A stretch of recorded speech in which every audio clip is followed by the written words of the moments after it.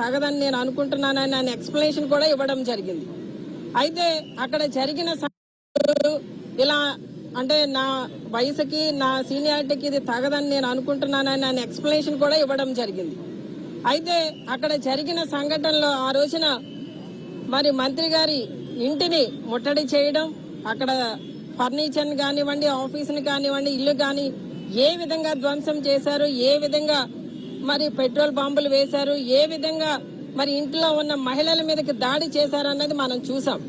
అంటే ఇంత దాడి చేసి ఇంత చేసిన వాళ్ళ మీద ఈ రోజున ఎటువంటి చర్యలు లేవు. ఏదో కంటి తుడుపు చర్యగా వాళ్ళని తీసుకెళ్లి స్టేషన్ బెయిలిచ్చి పంపించేశారు. నేను పొరపాటును మాట్లాడాను, ఇలా మాట్లాడి ఉండకూడదని రియలైజ్ అయిన మాజీ మంత్రి వర్యుల్ని సెంట్రల్ జైలుకి పంపించడం జరిగింది. ఇది కూటమి ప్రభుత్వంలో మరి అంబేద్కర్ రాజ్యాంగాన్ని పక్కన పెట్టి కొత్తగా వాళ్ళు ఏదో ఒక రాజ్యాంగాన్ని మేము నిర్ణయిస్తున్నాము, ప్రజలకు ఇదే తీర్పు ఇస్తున్నాము అన్నట్టుగా వాళ్ళు బిహేవ్ చేసిన విధానం ఈ రోజున మన ఆంధ్ర రాష్ట్రంలో చూస్తున్నాం.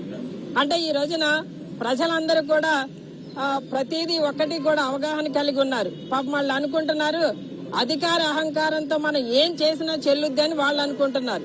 కానీ ఈ రోజున ప్రజలందరూ కూడా ఒకటి ఆలోచన చేస్తున్నారు. ఈ రోజున ప్రభుత్వంలో ఎవరు ఏ విధంగా ప్రజలకు మంచి చేస్తున్నారా, వైసీపీ నాయకుల మీద కక్ష సాధింపులు లేదా తప్పుడు కేసులు పెట్టి ఈ విధంగా ఇబ్బంది పెడుతున్నారన్న విషయం ప్రజలకు ఆల్రెడీ అవగతమైంది.